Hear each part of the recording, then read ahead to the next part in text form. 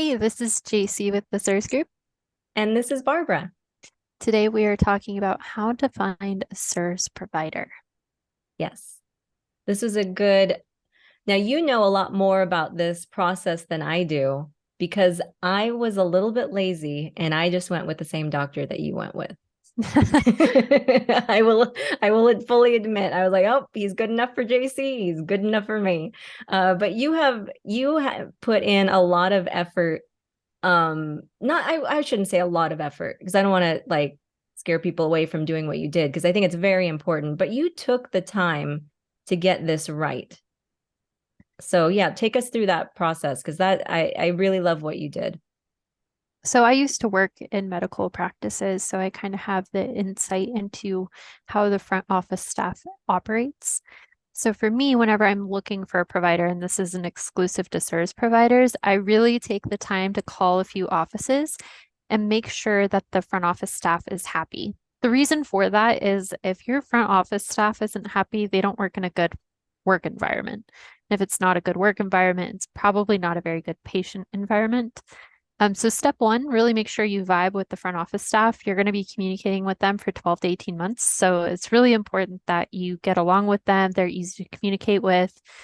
And then on top of that, a lot of these service providers will offer tiny consultations that are either free or at a low cost. So you can kind of get an idea of their practitioner methods and their philosophy. I know that you had some comments you wanted to make about the different styles of practitioners. Yes, I think that it's important to note that I mean, I would venture to guess no two CIRS practitioners are exactly the same.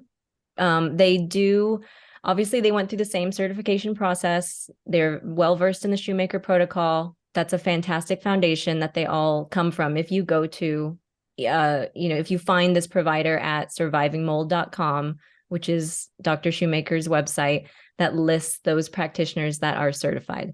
So, if as long as you have that, that's great. However, it's important to note that some practitioners are very strict with the protocol. They will not treat you until your ERMI or HERTSMI scores are at a certain level. And while that could be a good thing, you want to be removed from whatever the exposure situation is that you're in. Um, you also want there to be a little bit of real life allowed, because not everyone can afford to completely relocate, and sometimes you got to do just the best you can do. Of course, there's a million layers of nuance in what I'm saying, but I just want, I guess my point is there are those doctors that are going to be very, very strict. And again, maybe you want that. And then there's also on the other end going to be doctors that are very loosey goosey. And that just means they might not even test you on certain blood markers before moving you along to the next step because you know what, your symptoms are getting better. Like, I trust your symptoms more than the data.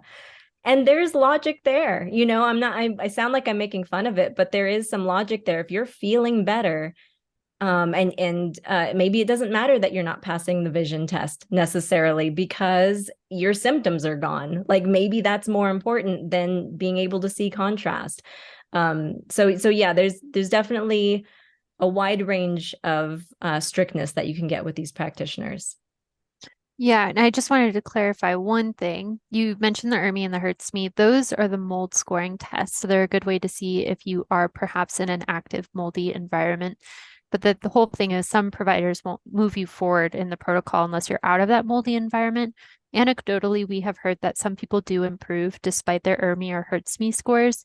So our provider is very chill in that way. He's on the loosey-goosey end. Um, and he doesn't require that your ERMI HERTSMIs be pristine before you can move forward.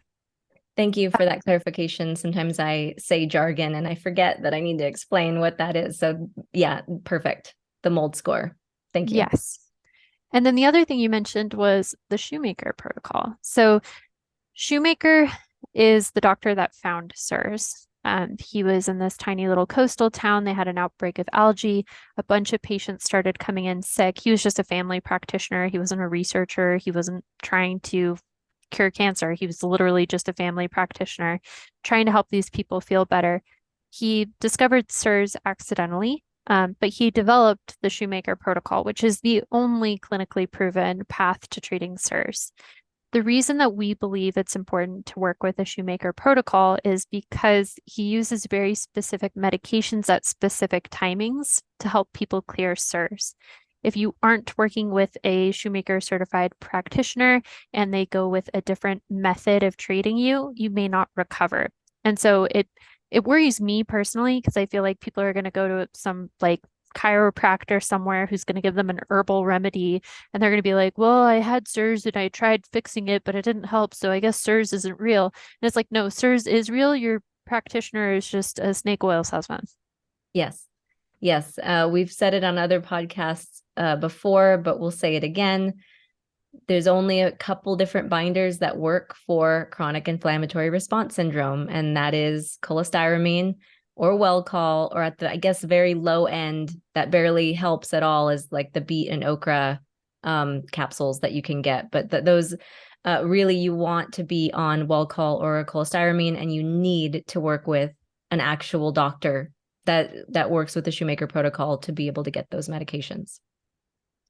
Now, there are other Shoemaker providers that are certified. They aren't physicians, so they can't prescribe to you. They're called, what are they? Delegates? We just looked it up. Diplomats. Yes, diplomats. Diplomates. It was like something weird. If you go to survivingmold.com, you can work with their diplomates. One of them is Nutrition with Judy. So that's how we got our blood work initially and how we were diagnosed was we worked with Nutrition with Judy. And so she is versed in the Shoemaker protocol. She can't prescribe, but she does provide, an interpretation of blood work and she can help with the supportive therapies, etc. Yes. And I do want to point out also, and I kind of mentioned it earlier, but didn't go into the detail of it. The best way to find a practitioner is to go to survivingmold.com, which I mentioned before. And on the website, you can click into Find Physicians, and they are listed both in map form if you click in my area, which I didn't see before, but I really like a good map with little dots showing all of the doctors' locations. And then also just in list form as list of certified practitioners. And then they also have the proficiency partner Diplomates. Diplomates. It's Diplomates, isn't it? It is. Yeah. That's really funny. Sorry. So we're all learning something new here. But and I will also add, you don't necessarily need to have your CIRS practitioner in your area. A lot of our members, including us, we see doctors in other states, from other states, and we've actually never met ours. We didn't actually have to physically go see him. Some doctors require that. Some doctors may only require it the first time, and then after that, you can do telehealth. So, there's not a doctor in every state. I'm looking at the map right now, but they're spread out quite well throughout the whole country. We're talking about the United States here at this point, but you should be able to find a few that are somewhat remotely close to you if seeing them in person is important to you or if it's important to them. But that's something to keep in mind. You don't necessarily have to go with someone in your region. The other really cool thing about survivingmold.com is all of the providers submit an essay at the end of their certification, and it's about their treatment philosophy, what they believe is important to patient care. So before you even call the offices, you could read a few, see how you feel about it. And then I recommend really call 3 offices at the very least. Likely you'll find at least one that you feel you're most drawn to. And we actually had someone in the group recently ask, they said they felt good about 2 different options. And I was like, well, did you try the coin toss flip where you like throw it in the air and hope for one side to win? And so she ended up doing that, and she was like, well, that made it really clear that I wanted to work with this provider. That's great. I love that. I love that trick too. I'm glad that worked for her. I didn't realize that happened. That's funny. Awesome. Is there any other thing that you think we should cover on this one?